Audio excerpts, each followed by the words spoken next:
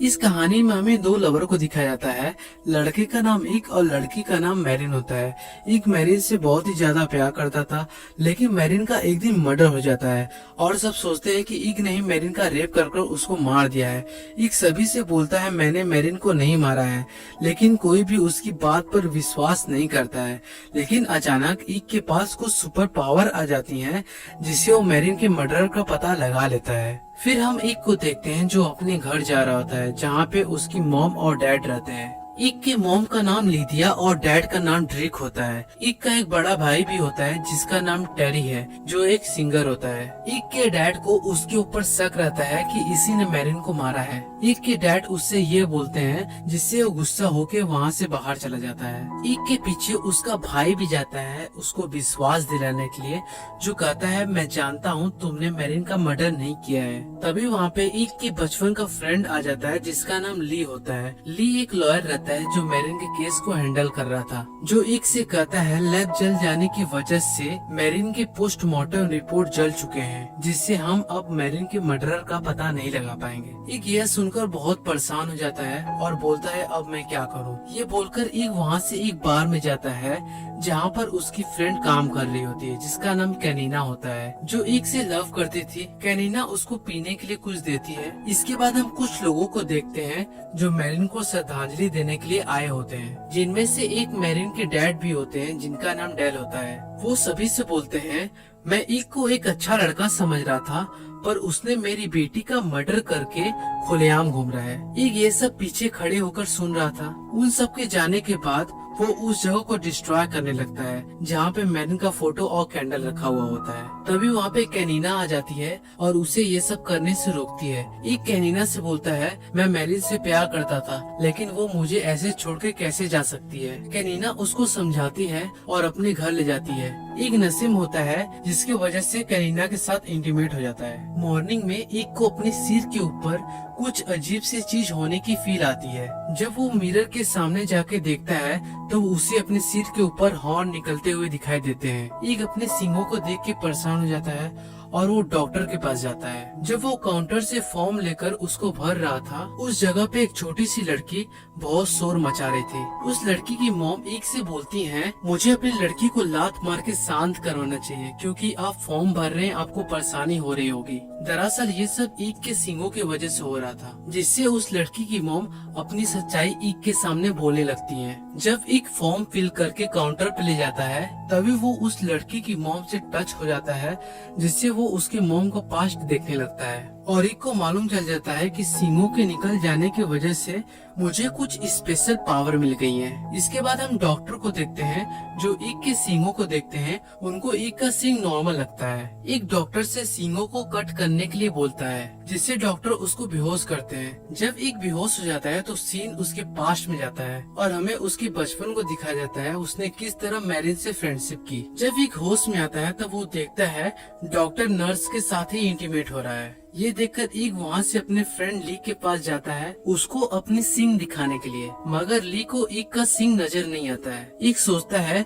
अच्छे लोग को सींग दिखते नहीं है। ये बोलकर वहाँ से अपने घर जाता है और अपने मॉम से सींगों के बारे में बताता है। ईक की मॉम पहले से ही डिप्रेशन में थी, इसलिए वो ईक को इस हालत में देख के गुस्सा हो जाती हैं। यहाँ पे भी ईक की मॉम अपनी सच्चाई उससे बताती हैं। वो बोलती हैं काश तुम पैदा ही न हुए होते। ये सुनकर ईक वहाँ से अपने डैड के पास जाता है, जहाँ उसके डैड ईक से फिर बोलने लगते हैं तुम्हें मैरिन को नहीं मारना चाहिए था, वो एक अच्छी लड़की थी। ईक उनसे बोलता है मैं अपने प्यार को कैसे मार सकता हूँ, प्लीज आप लोग मेरे ऊपर विश्वास करो, मैंने मैरिन को नहीं मारा है। ईक के डैड एक सच बोलते हैं मैंने ही लैब में आग लगवाई थी जिससे तुम बच जाओ। ये सुनकर एक गुस्सा हो जाता है और उनसे कहता है अगर आप आग न लगवाए होते तो मैं कब का बेकसूर साबित हो गया होता और मैरिन के मर्डर का भी पता चल जाता। ये बोलकर ईक वहाँ से चला जाता है। ईक उसी बार में जाता है जहाँ पे कैनिना काम करती थी, लेकिन ईक के पीछे मीडिया वाले भी होते हैं। ईक उन सब से बोलता है आप लोगों में से जो बेस्ट होगा वही मेरा इंटरव्यू लेगा। ये सुनकर मीडिया वाले सब लड़ाई करने लगते हैं और ईक बार में जाता है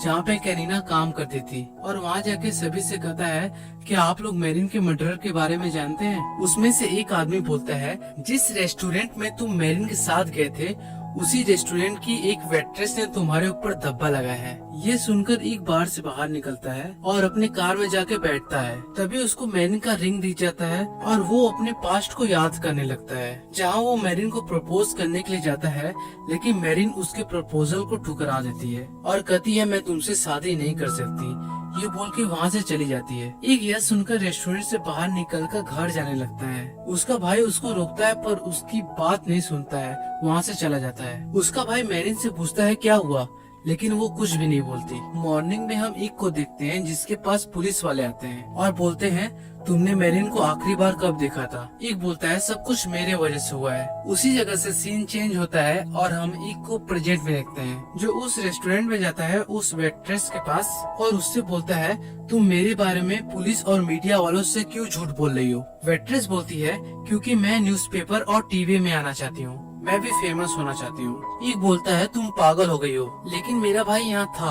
उसने सब कुछ देखा होगा। इसके बाद एक अपने भाई के पास जाता है और पूछता है तुम भी वही थे ना जहाँ हम और मैरिन थे। उसका भाई बोलता है हाँ, पर मैं मैरिन के बारे में नहीं जानता। एक अपने भाई से बोलता है क्या तुमने तो मैरिन को नहीं मारा। इसी बात को लेकर दोनों में लड़ाई होने लगती है, जिससे एक अपने भाई के पास्ट को देखने लगता है और उसको पता चल जाता है कि मेरे भाई ने नशे में मैरिन को घर छोड़ने के लिए ले गया, लेकिन मैरिन आधे रास्ते में उतरकर जंगल में चली गई। एक का भाई उसी जगह कार में सो जाता है। जब वो मॉर्निंग में उठता है तब वो देखता है मेरे हाथों में ब्लड से लगे हुए पत्थर है। एक का भाई पत्थर को देखकर घबरा जाता है और पत्थर को नदी में ले जाकर फेंक देता है। दरअसल इसी पत्थर से मैरिन को मारा गया था। मर्डरर ने एक के भाई को फंसाने के लिए ये सब किया था। तभी वहाँ पे पुलिस आ जाती है और ईक को पकड़ के अपने साथ ले जाती है, लेकिन ली ईक को जेल से छुड़ा लेता है और ईक ली के गले में वही क्रॉस देखता है जो मैरिन पहना करती थी। ईक ली से पूछता है पर वो कुछ नहीं बताता, जिससे वो गुस्सा होकर वहाँ से चला जाता है। इसके बाद वो मैरिन के डैड के घर जाता है, जो ईक से पूछते हैं तुमने मैरिन को क्यों मारा। ईक उनसे बोलता है मैंने मैरिन को नहीं मारा है, प्लीज आप मेरे पे विश्वास करो, मैं मैरिन से प्यार करता था, उसको मैं क्यों मारूंगा। ये बोलकर ईक वहाँ से चला जाता है। इसके बाद वो अपने सींगों को सिर से अलग करना चाहता है पर वो अलग नहीं कर पाता, लेकिन उसके चारों तरफ ढेर सारे स्नेक आ जाते हैं। ईक उन सब स्नेक को देख के डर जाता है पर स्नेक ईक को कुछ नहीं करते। ये सब ईक के सींगों की वजह से हो रहा था और वो सभी स्नेक को कंट्रोल भी कर पा रहा था। इसके बाद वो स्नेक की हेल्प से उस वेट्रेस को मार देता है जो ईक के बारे में गलत मैसेज फैला रही थी। फिर वो अपने भाई के पास जाता है जहाँ वो ड्रग्स ले रहा होता है। ईक अपने पावर से उसको और ड्रग्स लेने के लिए मजबूर करता है, जिससे उसका भाई सारा ड्रग्स खा लेता है, जिससे उसको अजीब तरह की चीजें दिखने लगती हैं। इसके बाद हम ली और ईक को देखते हैं। ली ईक से बोलता है ये सब भूलकर हमें आगे बढ़ना चाहिए। ये सुनकर ईक ली पे गुस्सा हो जाता है और मैरिन के क्रॉस को उसके गले से निकाल लेता है, जिससे ली को ईक का सींग दिखने लगता है और ली और ईक में लड़ाई होने लगती है, जिससे ईक ली के पास्ट को देखने लगता है और उसको पता चल जाता है कि ली ने ही मैरिन का रेप कर उसको मार दिया है। तभी ली उसको एक भाले से मारने लगता है और उससे बोलता है मैंने ही मैरिन को मारा है क्योंकि मैं उससे प्यार करता था। मैंने मैरिन को मार के तेरे भाई को फंसाने की कोशिश की पर वो बच गया।